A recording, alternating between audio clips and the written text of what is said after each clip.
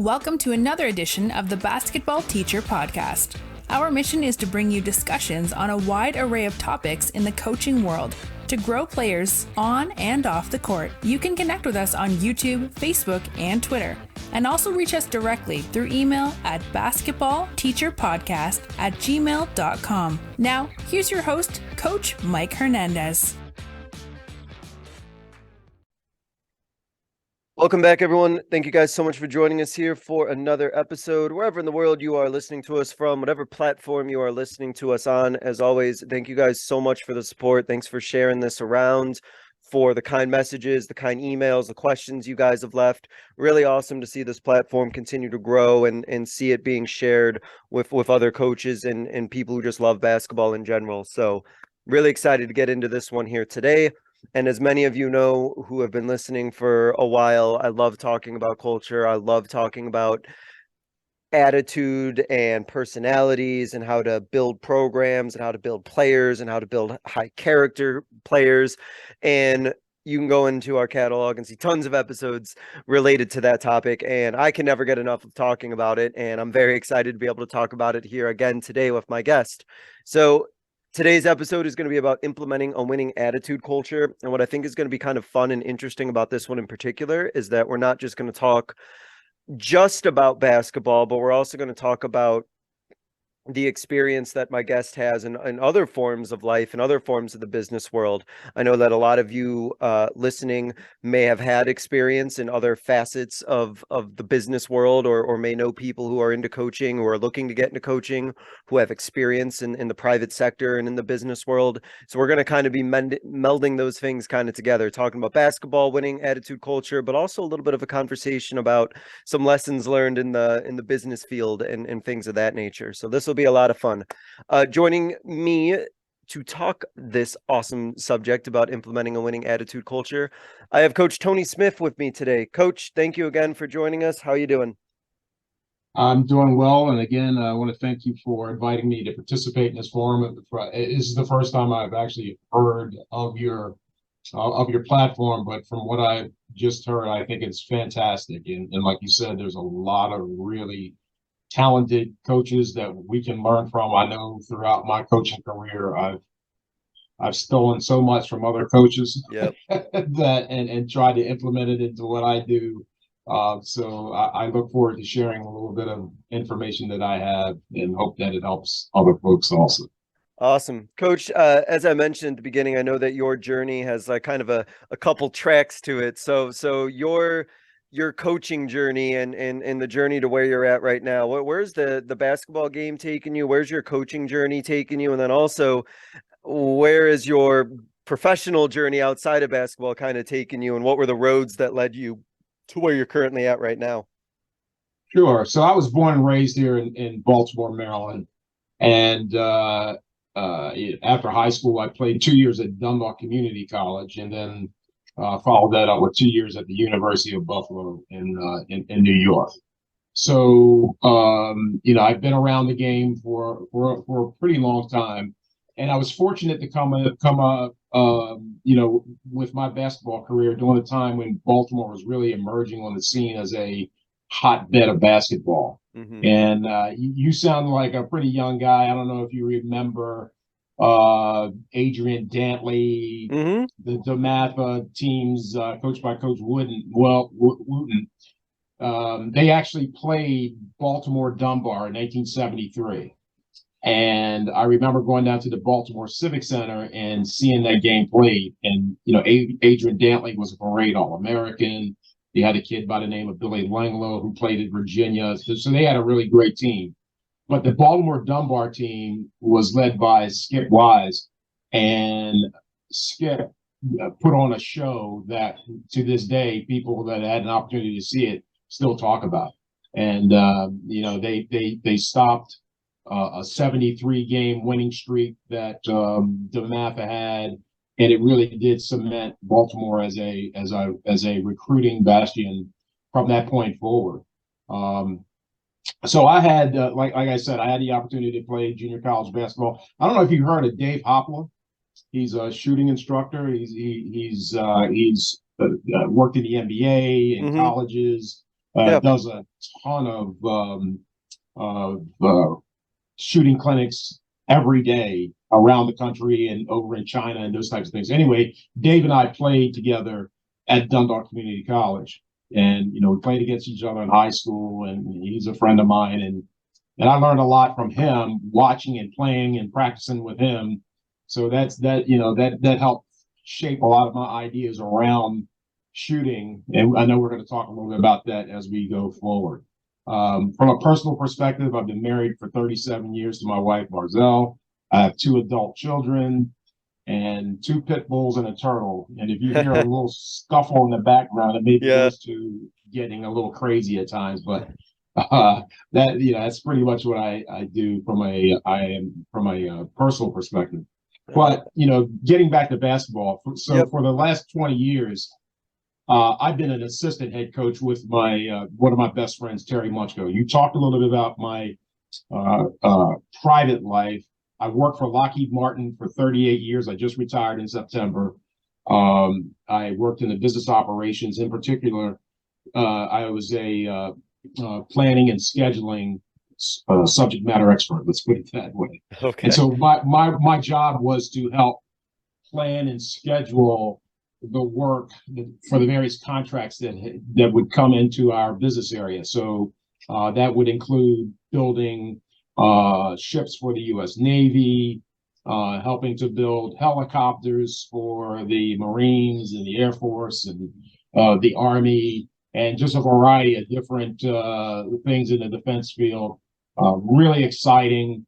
Probably the best thing about it was I worked with some of the smartest people in the world every single day. And that for me was what really kept me there for 38 years, because it was a challenge working with people like that, but you also had the ability to learn something new every day and contribute to great things. So I enjoyed my time there, learned a lot, and implemented a lot of the things I do from a basketball coaching perspective from my experience at work into what we do and work with the high school kids right now.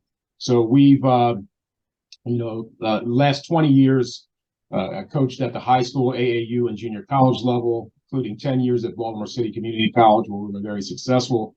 And as we talked about, the last 2 years have been at Edgewood High School here in Harford County, Maryland.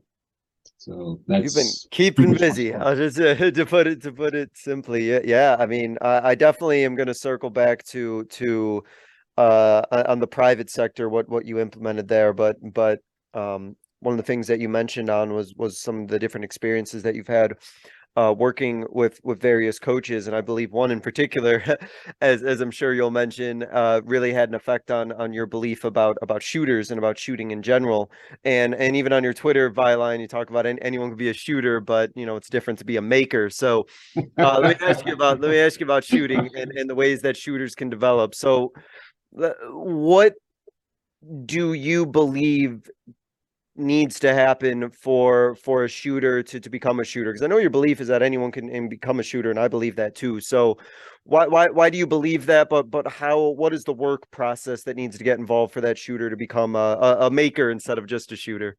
Yeah. And that's, in today's game, shooting is so important, right? I mean, it's always been important, but never to the degree that it has now, especially with the advent of the 3-point shooting component.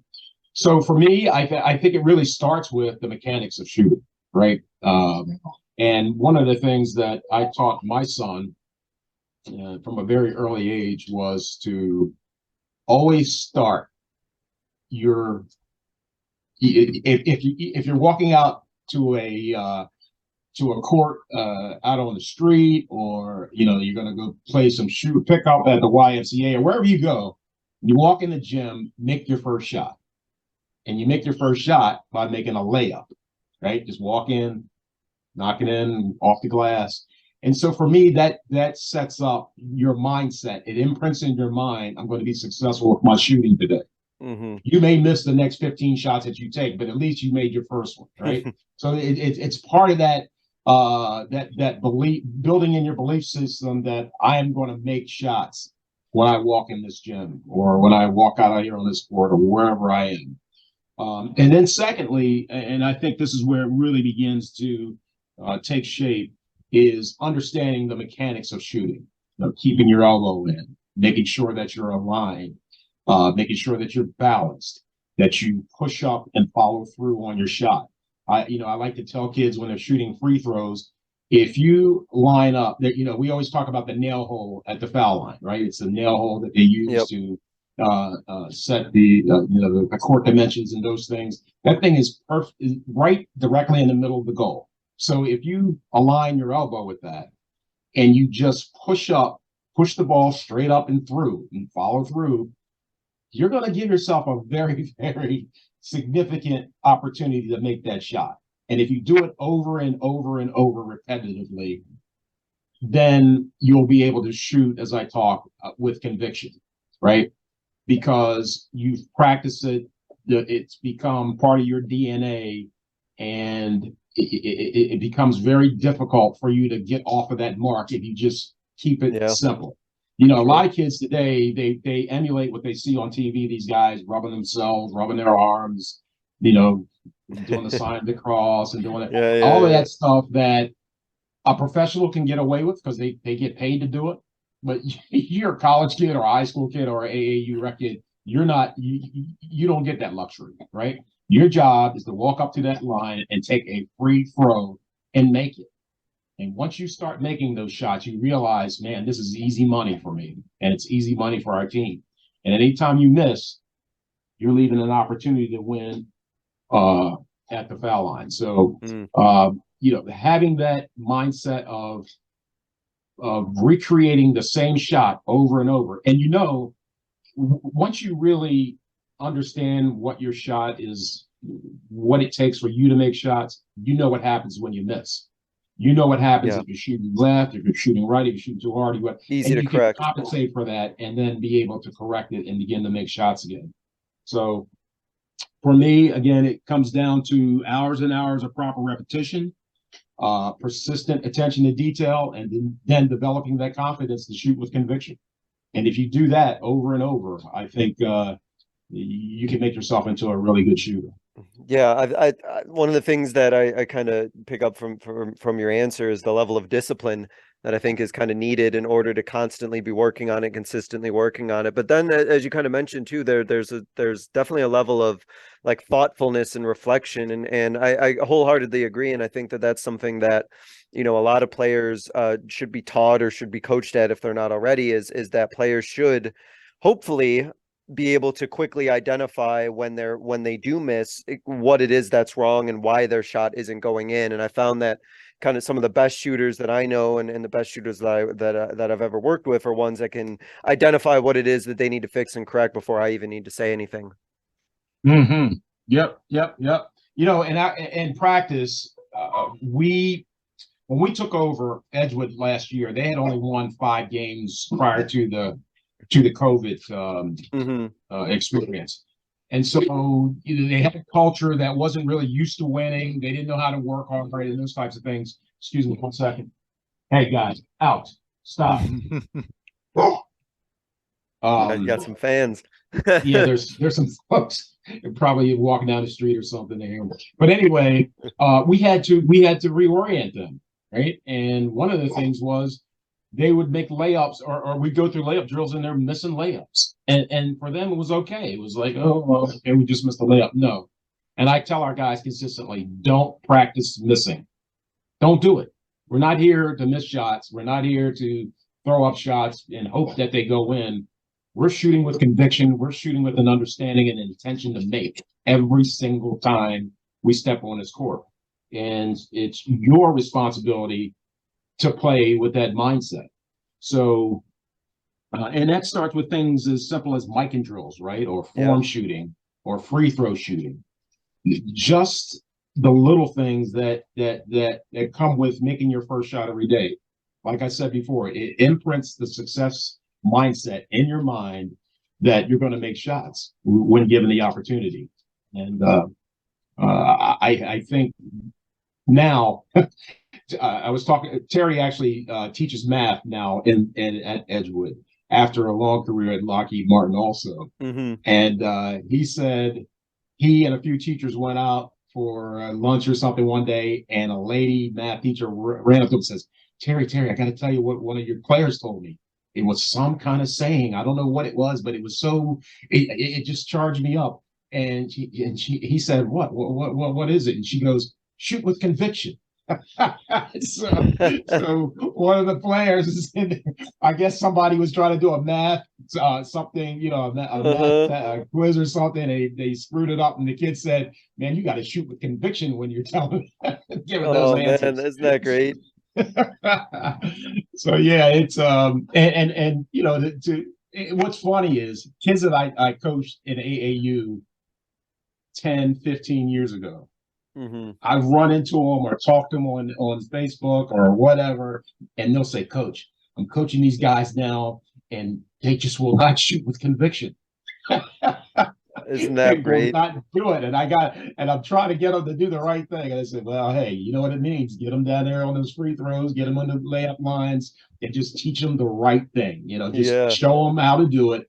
And repeat that process over and over, and pretty soon they'll understand what you want them to do. So awesome. No, that's great, and I think that actually ties in perfectly to the idea of a winning attitude culture and having that proper attitude when you talk about doing those things with conviction. So that's awesome. So let's jump right into how you would describe and define your program's current culture. If you had to kind of describe where it's at right now, and then also what was the journey to kind of get the culture there where it currently is right now. So for Terry and I mentioned it before, we both started our careers at Lockheed Martin, and one of the mantras that we work by and live by every single day. I mean, you walk through a building, you see in our comments to customers and correspondence or whatever, we always talked about a commitment to excellence and mission success, which really means it described our pursuit of customer satisfaction. And the way you satisfy your customer is delivering a product on time, on cost, on schedule, and that it worked every time they wanted it to work, because it had to, and with the kind of things that we delivered. So we took that mindset and we put it into play in our basketball beliefs about how will we play, what will we do, how will we make sure that we could sustain a level of excellence and winning, and so we use that as a backdrop to what we do in high school and college. And for us, it means a commitment to academic excellence, right? Because if your kids aren't eligible, you're not going to win.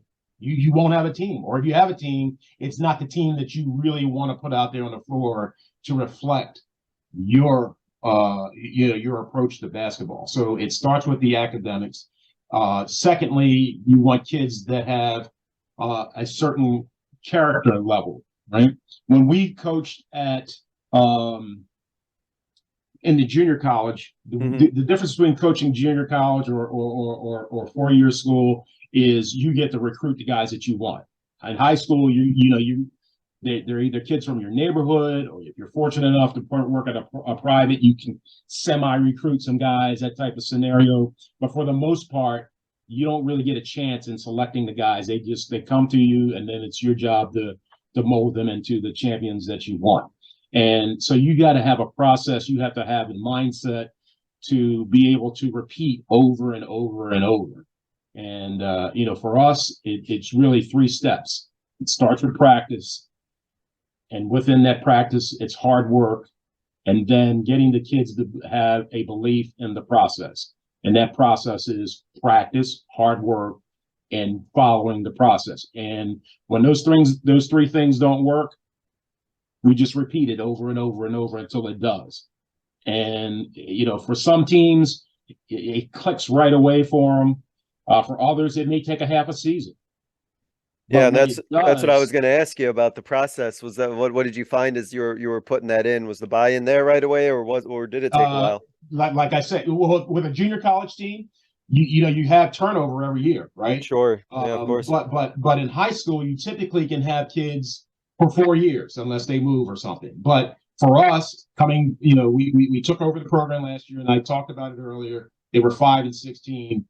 we started the year 3-6, and it was a struggle. Getting them to realize you have to come to practice every day, getting them to realize you got to come to practice on time, not screwing up in the classroom. All of those little things of really shaping them through hard work, discipline, talking to them.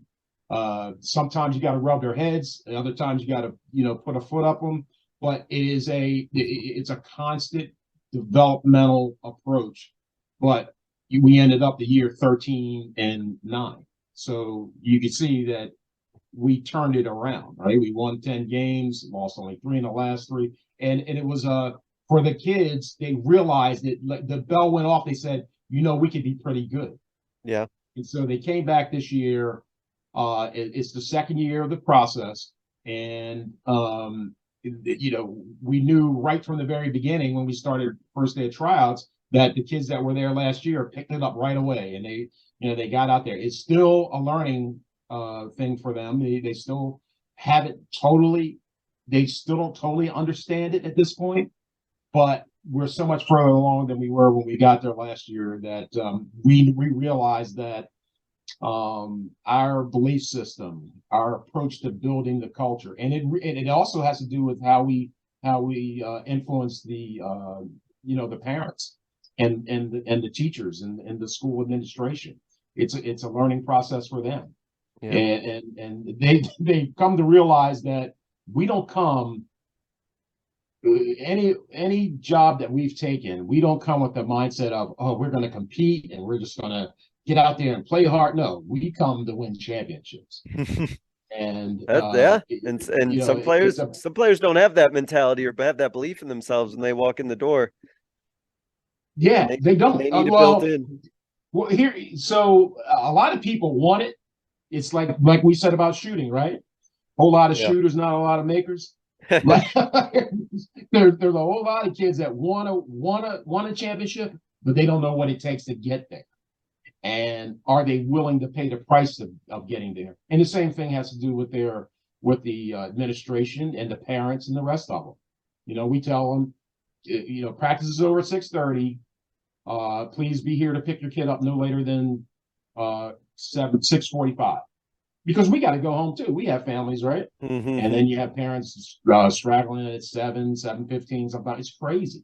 So you got to really work with them and get them to understand that they have a buy-in. They have to have a belief in what we're trying to do, and we're trying to teach your young men and your young women the right things to do.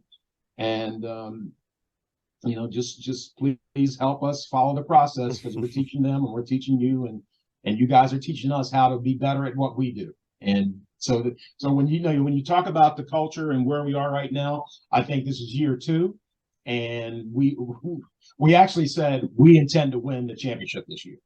Now, is that good? What's the reality behind that? We have a couple of tough teams in our league, but we believe if we do the things that we're taught to do, it makes no difference what the other team does. And with that mindset, and you executed what you're supposed to do, you're going to win more often than you lose, a whole lot more often than you lose, because most other teams don't play in that kind of a mindset.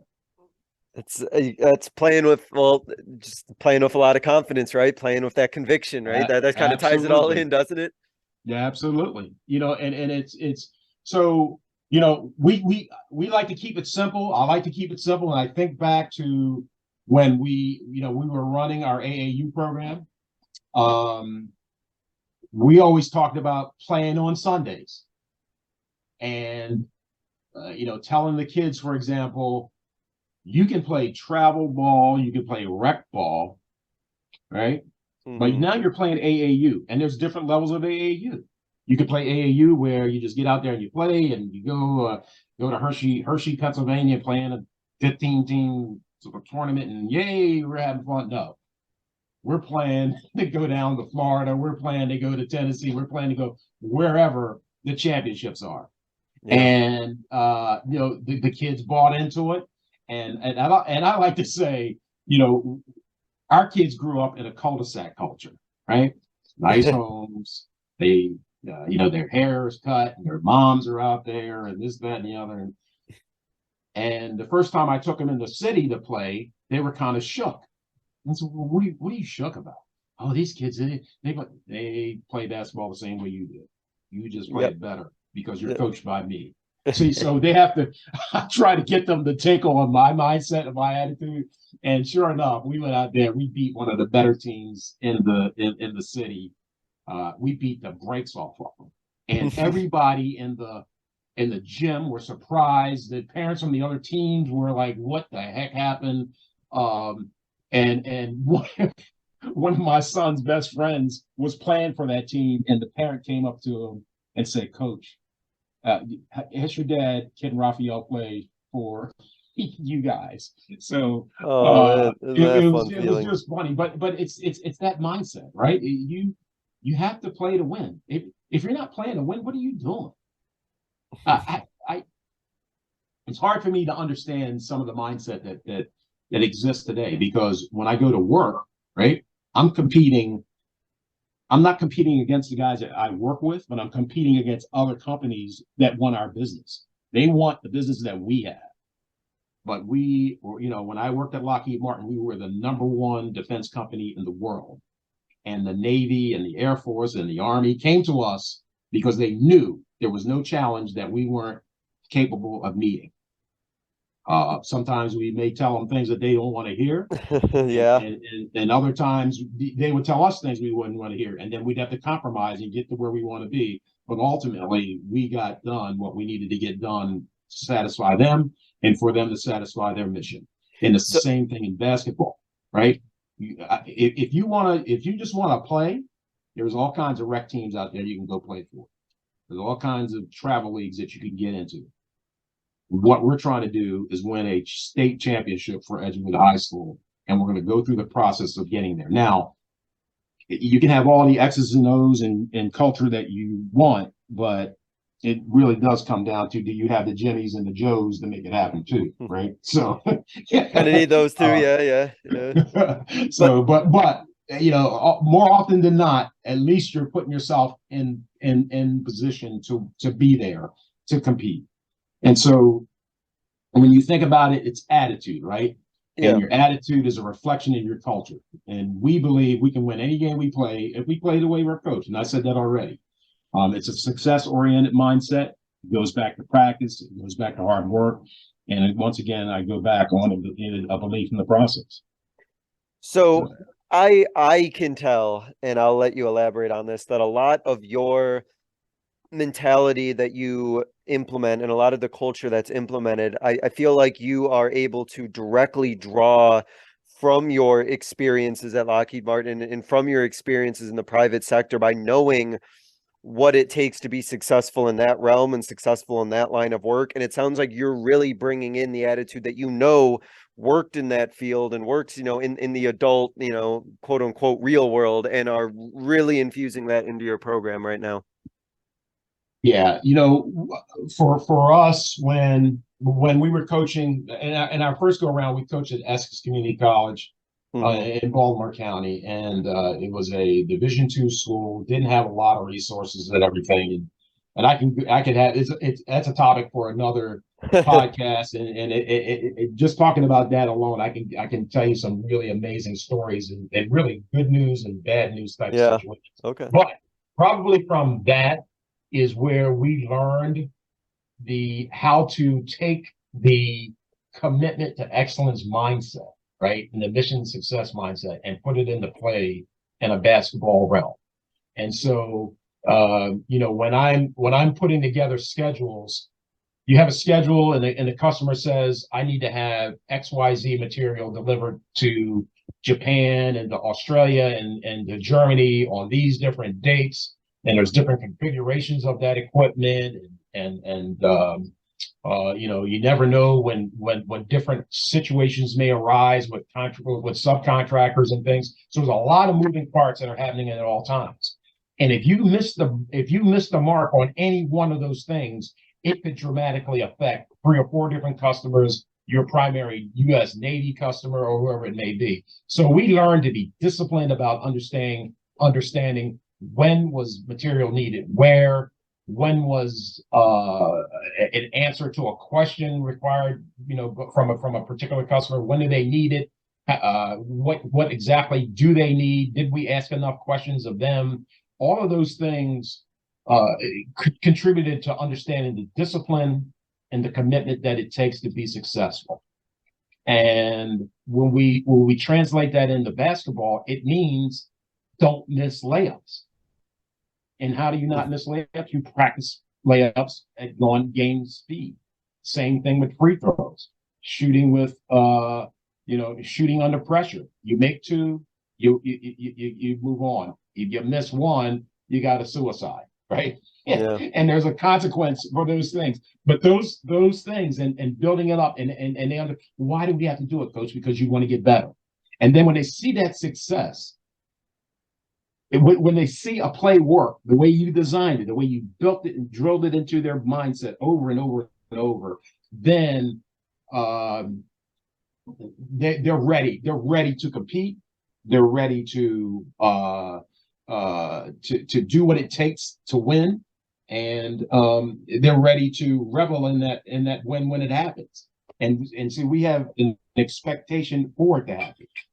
So. And I think that one of the things you definitely get to draw on is that you have, I can definitely tell, a 100% belief in that attitude and philosophy, because you've seen it work and you know where that philosophy and where that belief and that work ethic can get you.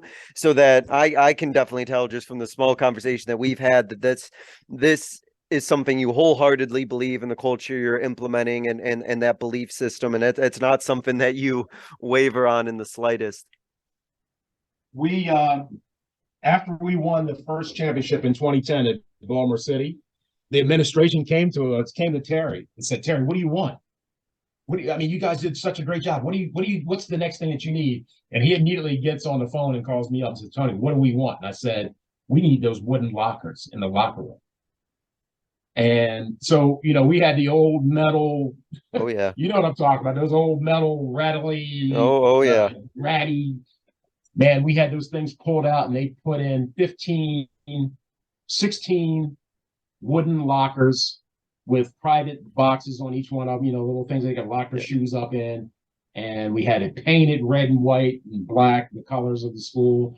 And, we put up some affirmation type signs around. It was beautiful. And so what did it mean? It gave the kids something that they could be proud of. When we brought recruits in, they were used to going to the other schools and not seeing anything like that. It was just different. And from that point forward, the next thing was getting rings for them, because many of them never had an opportunity to get a championship ring. And so, we have 5 of them from our championship, our years there. And I wear a different one every other week or so. and people say, "Well, why do you wear that thing?" I said, because it proves to me that I was part of something that took a lot of hard work, took a lot of persistence, but in the end, we prevailed and we won. And other people look at it and it becomes a discussion point, right? Whoa, that's a beautiful ring. What did you do? Well, we did this, that, and the other. And while we were there, it was part of the recruiting process. And now for our kids at the high school level, it's something that they want to aspire to. And I told them, I said, if we win the championship, we're going to get rings one way or the other. And that's what they're looking for. They want that affirmation for themselves. And so, I just think that that having something that is palpable, that they can see in the form of a championship ring or a T-shirt, and they're like, "Coach, where do you get all that gear from?" I said, "Hey, Under Armour sponsored us for the last 6 years that we were part of the program, and they just gave it." And I'll tell you, we had guys going Division 1 and 2, 3, and they'd come back, "Coach, you got any gear for us? Because we don't have that kind of gear at school." No, oh, that's awesome. Yeah. Wear what you had and be proud of it. So love it. How important would you say attitude is in order to win? I know that you've kind of given a good answer or really led to the answer well, but for a coach who wants to have a program that's really going to be winning and being successful on the court, how important is it that the attitude And that mental aspect is there and implemented in order for the winning to actually take place.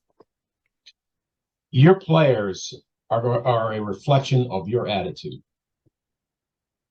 So if they see that, yeah, there's some, there's some roadblocks, there are things that we need that we can't get right away, or one of our guys are hurt. If they see that your attitude is, we're going to persevere anyway, we're going to be successful. We're going to wait till this guy gets healed. We're going to, if we failed because we didn't handle the press correctly in the last game, we're going to make sure the next time we come out, we're prepared for it. And we'll put those tools into place. And as long as we execute it, we're going to win. And if you do that every single day, and you follow that up with, or actually you lead with, the first thing is, did you go to class today? Did you participate? Did you learn anything? And everybody says yes, no, yeah, blah, blah. Well, I don't want to hear any yes, no, maybe, or whatever. Yes, I need positive affirmations from that. And then the second thing is, are you ready to practice today and do what it takes for us to win this next game? Yes, sir. Let's get out there and get it done. And you just repeat that over and over and over. And it's hard. Believe me, it's hard. Oh, yeah. Some days we're human and we're just not there. But you guess what? If you've done it enough, those kids will pick you up. They'll understand that your energy is not where it needs to be. And they'll say, Coach, what's wrong? Yeah, they'll pick up on that, right? For sure. Yeah. They'll say, what's wrong? Because you're not driving them with the same intensity that you normally would. And that in and of itself should be enough to get you refueled, recharged, to lead your team to where you want it to be. And so for me, it's about doing the little things every single day, coming with a game plan, coming with a practice plan, understanding what you need to do. And one of the really important things, Coach, is to make sure that your staff has that same mindset, that you're all rowing the same way in the boat. And when you do that, and there's no opportunity for a kid to play one coach against another, or another player against another coach, or whatever, that whether you hear it from me, or you hear it from Coach Terry, or you hear it from Coach Mike, you're hearing the same thing over and over. Go to class, do good work, be good citizens, come to practice, make shots, rebound, defend, run the floor, and just keep doing that over and over and over, and we will be successful. Of course, Coach, you know that there's going to be challenges along the way where your culture either may be tested, or there may be some adversity that's faced along the way. So I want you to talk about some experiences you've had with that, and what you and your staff have done to kind of overcome those when those little bumps in the road end up taking place. So when we were at Essex, and I use that because it was really our proving ground for what we wanted to do and how we, where we are today. But when we were at Essex, our first year, our best player was 5'10", and he weighed 215 pounds. A little short, squatty power forward. And we had 7 guys. One kid was 6'7", was run up and down the floor with an inhaler. I'd have to throw his inhaler to him. He'd take a blast of it, throw it back to me as he's running up and down the court. It was that kind of a scenario. Sounds like right? me. I'm an asthmatic, so I'm like, oh man, is that me out there? Were you coaching me? I am too. So I knew what he was going through. But anyway, we went up to Allegheny, and Allegheny at the time had one of the best programs in the country. And they beat the brakes off of us. But after that game, these 3 old gentlemen walked up to us, and the place was packed. It was always packed up there in Western Maryland. Came up to us and said, Coach, we just have to tell you, you guys didn't stand a chance. And the score showed it. But I got to tell you, there's been nobody that's come to this gym that played any harder for a coach than what your kids did. And we're standing there listening. What do you say? Said, listen, everything that you tried to tell those kids, they tried to go out there and execute. They didn't whine, they didn't moan. They were overmatched, but they gave everything they got, and we just were very proud to be here tonight and see your team play. So that then told us we were doing the right thing, right? 3 years later, we go up to Allegheny. They had an 88-game win streak, and we snapped that streak on their court. And it was, we ran the same systems primarily, coached the same way, but we had better players in the system, and they were able to do what it was that we needed to do. So that really cemented for us how to overcome the challenges. And part of overcoming the challenges was getting better players with better attitudes and those types of things. But and similarly to now, the changing the culture of losing to one of consistent winning in Edgewood right now. We're there. We're getting there. Today, the kids after the game said, "Coach, we're going to be pretty good. We got to get better at doing this. We got to get." So when they're telling you what they need to get better at, then you know that you've struck a nerve with them, and it says, "I want to be better." And one of the things that we had this tool, we're using this tool called Asia, which is like a social media communication type tool, sort of like a Huddle or whatever. But I send to the team every day an affirmation of something I saw from Twitter, one of the things I might have heard or read on Twitter or Instagram related to basketball or just success in life. And I share it with them. And then I'll ask somebody on the team, "Did you read what I sent today?" "Yeah, I read it." "What did it tell you?" "Well, it said this, that, and the other." "Well, what does it mean to you?" And now they recognize that I'm invested in them. I'm taking time out of my day to send this to them, to get them to think, use that to relate to what they're doing in the classroom, at home, in their community. We talk a lot to our kids about how they project themselves when they're walking around the community. You walk around in the community with an Edgewood basketball jacket on, or jersey or shirt or whatever, you're representing the school. You're not just representing yourself. So you have to carry yourself in a certain way. And if we hear that you're not doing that simply because you're not in the classroom or you're not on the court with us, that still comes with consequences. So those are the kinds of things, and from a culture perspective, that while it's hard to implement sometimes in certain places, if you are convicted in it, if you really believe in it, and you live it every single day in the way that you approach your things, I think that you can pretty fairly quickly get it ingrained into what you want to do, and you'll begin to see the benefit from that. Yeah. I just, I'm fortunate enough to say that we won after the first 3 years at Baltimore City, for example. We never had a losing season. And we won probably 20 games, I think, in the next 7 years, 5 out of the next 7 years. And the 2 years that we did, we won 18 and 19. So, it's something that we were used to doing. The kids that we were recruiting, they would come in the gym, they'd see the banners hanging up there. So that was palpable evidence of winning. Kids would come into our gym. We'd have open gyms for our prospective recruits and have them play against our guys. And the first thing they would do when we would bring them back to the office and say, "So how did you like it? What did you think?" And every one of the guys, except for a certain few who were just supers, they would say, "I got to get stronger." I didn't realize it was this fast. And so the mindset was, "Oh, it's just junior college. It can't be that hard." Well, very quickly they realized, "Oh yeah, it's very hard." Oh yeah. And if you want to play, you better be ready to compete, because these guys give no quarter. And similarly in high school, for us, we talk about what we did in college, and we're running the same systems with them.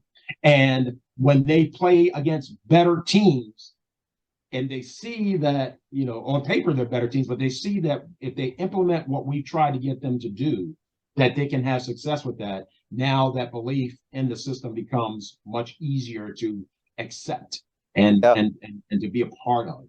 And so, culture it's a thing that and this, right? There are certain schools that they just won't succeed.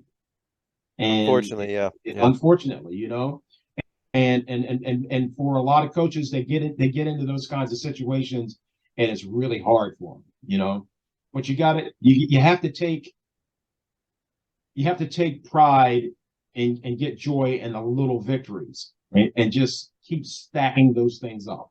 And if you have the opportunity to stack enough of them, at some point you'll have a breakthrough, and you'll begin to see that the culture is ingrained. And even if you don't win as many games that you would like to win, your opponent comes up to you afterwards and say, "Man, fantastic game."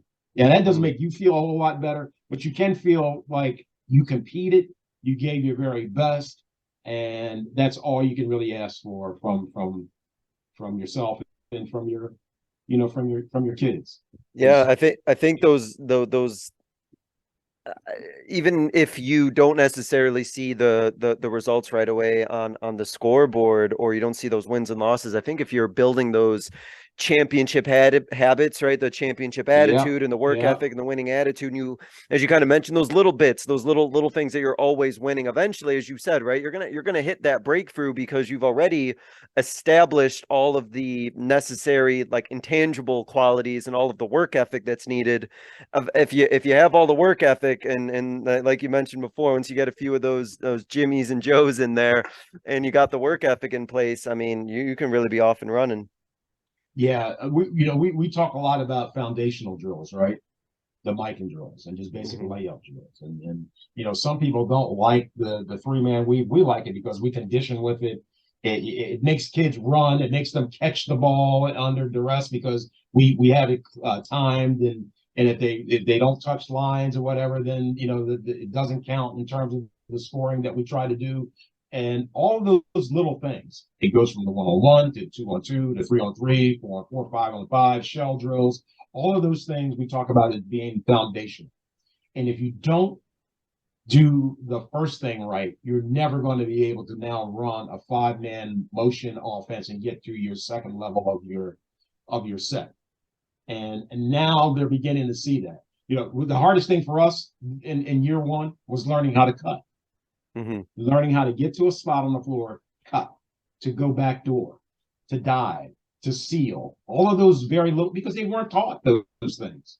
And we're throwing terminology at them. We're throwing, the mindset of, hey, you got to get there. You got to show your hands. You got to do this. I don't know about you, but a lot of times you see kids posting up, they don't even have their hands up, right? I teach, and I learned this from Dave Odom, that if you can see my chest, I'm on the post, throw me the ball, because that means the guy's not fronting me. He's inviting me to catch the ball, and then I feel like if I'm skilled enough, I'm going to get my shot off on anybody. And so we teach those little things, and we hope to compound them into total understanding and awareness of how to play and how to win. And that has to be part of your attitude, has to be part of your culture mindset. Yeah, and that's what I was gonna ask you. Start definitely talking about it. About what do you feel that you can run offensively and defensively? What can you run from a system point of view? Because that attitude and that winning attitude and that winning culture and that winning work ethic is in your program, and you kind of already led to some of the things that you guys like to run and feel like you can run because of that. Yeah. And that's a great question. And so fundamentally, at the core, we defend, we rebound, and we run the floor. And when we defend, we're defending 94 feet for the most part. We emphasize man-to-man, get up, pressure the ball. And pressure the ball means I can reach out and touch you. Now, I'm not saying that you're going to hand check like you're Oscar Robertson or something, but you want to be able to at least, be at arm's length away, because it can allow you to influence the offensive man to some degree, to shade them towards your defense, right? And then on any turnover or any transition of the ball, we're running. We are getting out and we're running, and we're rebounding, and everybody's rebounding except for the guy that's going to get back to be our last line of defense. But though that mindset of working hard, of being persistent, right? Of following the process, knowing where I need to be. And I got ball, I got help, I got paint. Those little things, all of those things are attributes that come from, our attitude and our culture of committing, right, to excellence, And what's our mission? Our mission is to beat you. We either beat you by 1 or we beat you by 101. But we're going to have one more point than you will on the floor, on the scoreboard. It's because we're going to do all the little things that it takes for us to get there. So our attitude really plays into the way that we approach it. And we try to fast break at every opportunity. And if we don't, when we're running our sets, we run our sets with conviction. We tell them, if you don't get above the block on a post and you drop step, and if you're drop stepping with any kind of intensity, chances are you're going to be shooting the ball through the backboard, right? But if you drop step above the block, when you drop step now, you're going to be able to either bank on a 45 or you're going to drop step and you're going to be right in front of the rim and, for a little jump off, left-handed or right-handed, depending on where you are. So it's those kinds of little types of things that, little skill things, but again, it's your approach. And when I see guys not do it or we'll watch for a few minutes and then we'll just stop and just kind of say, hey, this last play, this is what you did. This is what you did wrong. What were you supposed to do? And have them tell you what they were supposed to do. Yeah, what did you do? No, I didn't do that. I did this. All right, don't do it again. Let's go. Right. And then the other thing is for young coaches or even older coaches, we have to realize when it's okay to chew a kid's liver and when we have to stroke their head. Right. And that's something that I had to learn as a young coach, right? I was known as a guy who was always grinding my kids. Okay. But I'll never forget, we were playing in this tournament. I think my son's team we were probably 13, I think. And we're playing in a tournament in DC. And we're playing this team, and I'm out there just going nuts and this, that, and the other. And I could hear the parents in the background saying, oh, he's crazy. Listen to how he's talking to these kids and this, that, and the other. But my wife was sitting back there with him, and she's not saying anything. She's just listening to what they say. She said, after the game, she said, those parents heard you grinding on the kids, but at least 5 of them came to me and asked where the program was and was there a way that they could get their kids into the program. And I say that because I never once talked about them personally, right? I didn't say you're stupid. I didn't say you can't play. I didn't say anything like that. I didn't talk about their mom or their dad or their sister or their girlfriend, boyfriend, dog, or anything. What I told them was, we have practiced for the last 3 weeks to take the baseline away, and you guys let these guys go by you on consecutive occasions, and it cost us. And that's not good. And I might have raised my voice pretty loudly. But then, right before they went back out on the court, I pull them to me, give me a hug, give me a fist bump. What are we going to do? We're going to win, coach. And they go back out on the floor, and they're happy as heck. And so, you have to understand that sometimes you have to chew a kid, right? Because you're going to get chewed at work.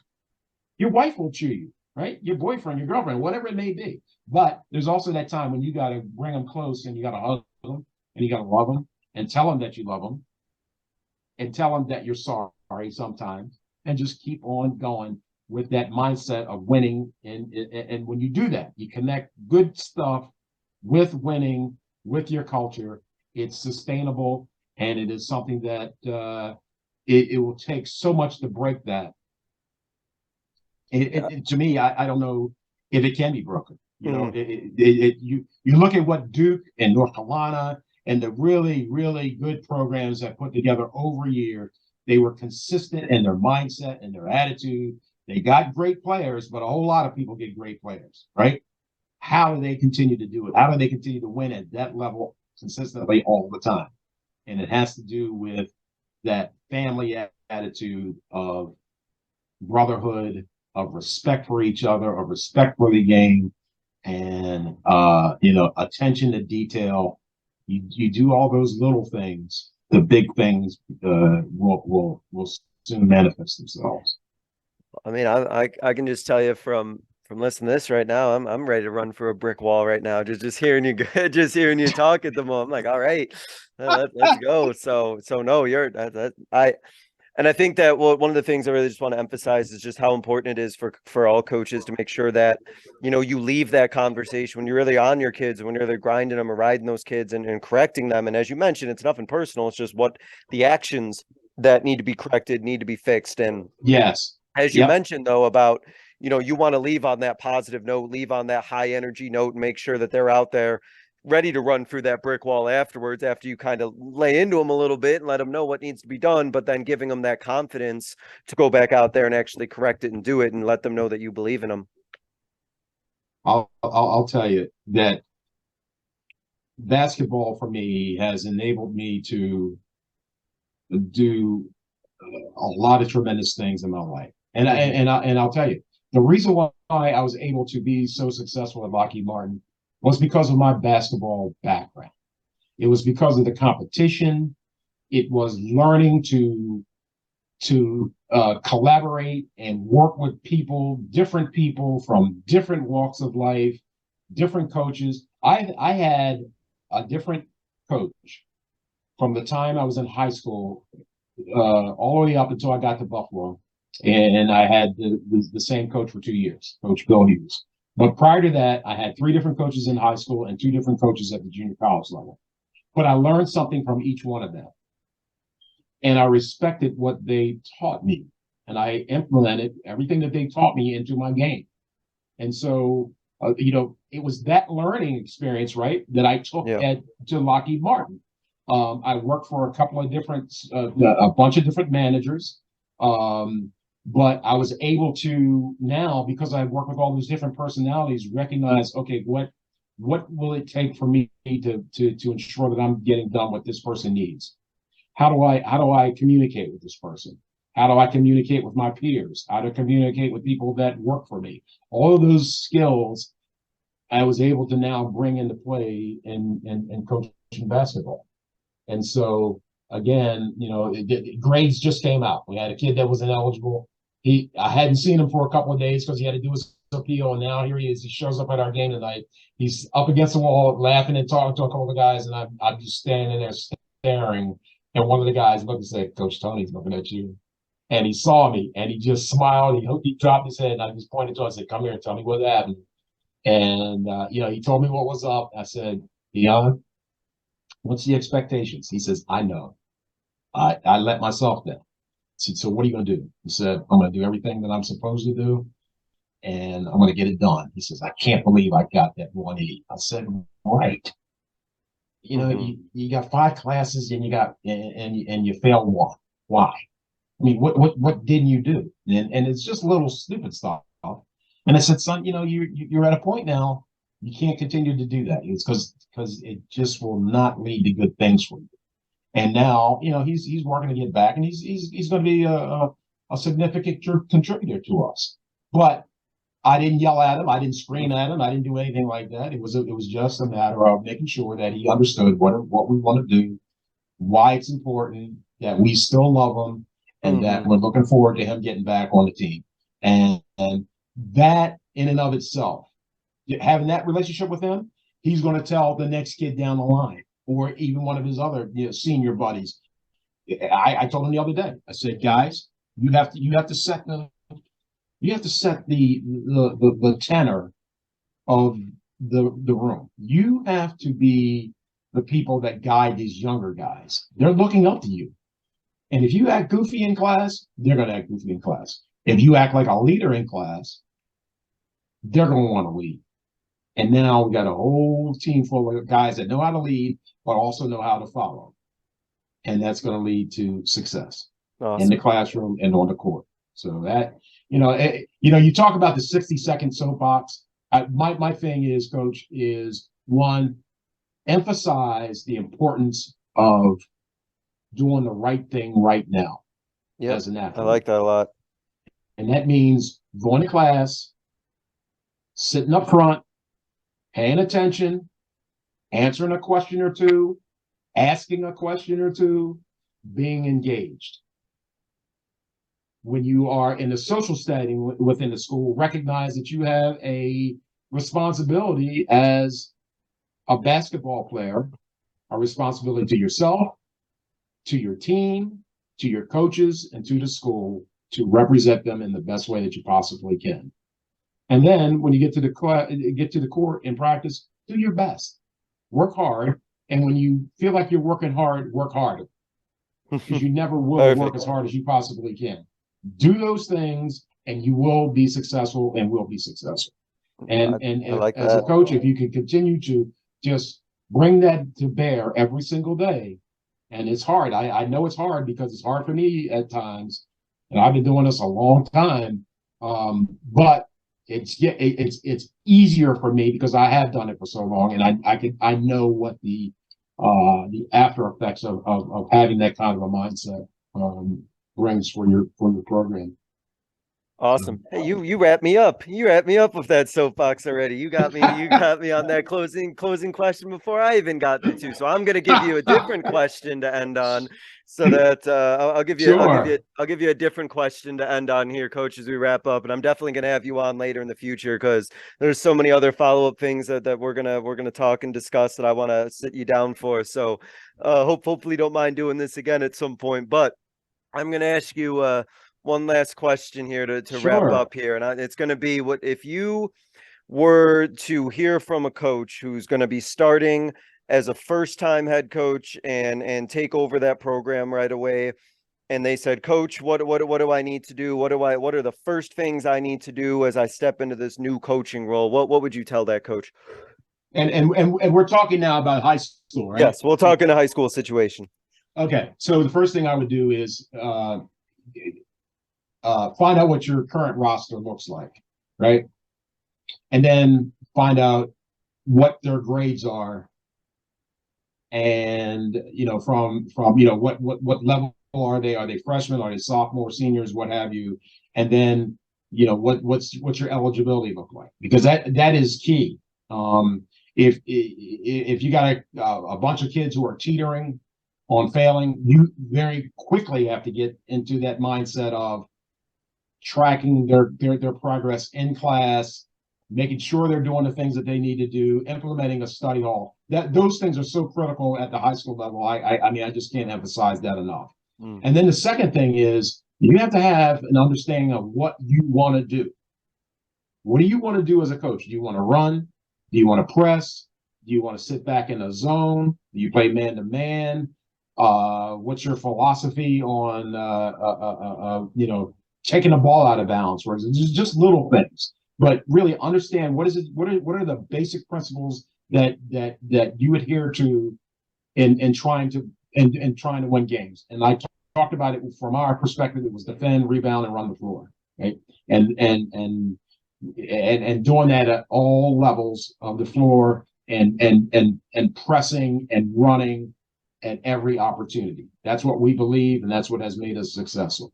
So I said two things there. One is the academics. Start with the academics, and then two, start with understanding what you can do, what you want to do as a coach, and then ask yourself, can I teach those things? Because if you can't, you need to go find somebody that can help you with it. And don't be afraid to ask questions. Don't be afraid to listen to forums like that we're having the opportunity to participate in tonight.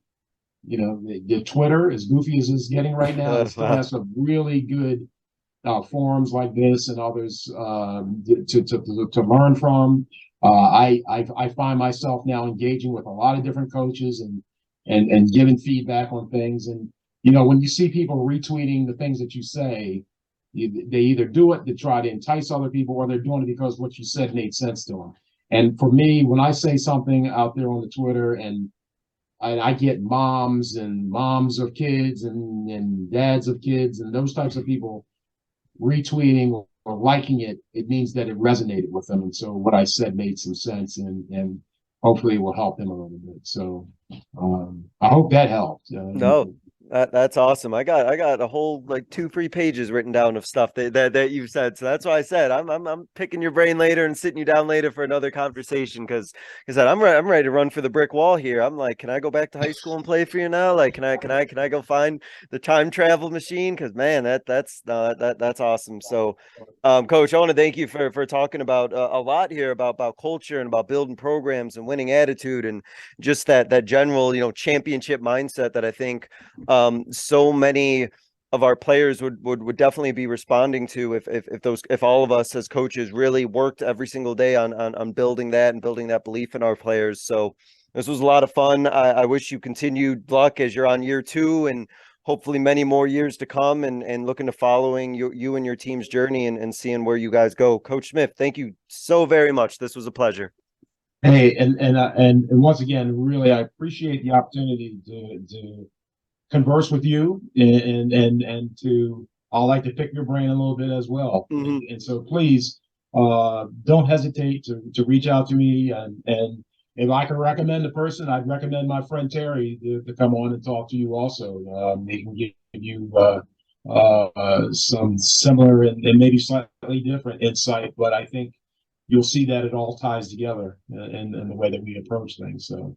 Love it. Awesome. Thank you guys so much. Thank you, Coach. Thank you, everyone, for listening. This was another edition of the Basketball Teacher Podcast, and we will see you guys. Thank you for listening to another edition of the Basketball Teacher Podcast. Make sure to connect with us on YouTube, Facebook, and Twitter, or reach us directly through email at basketballteacherpodcast@gmail.com. Take care, be safe, and we'll see you next time.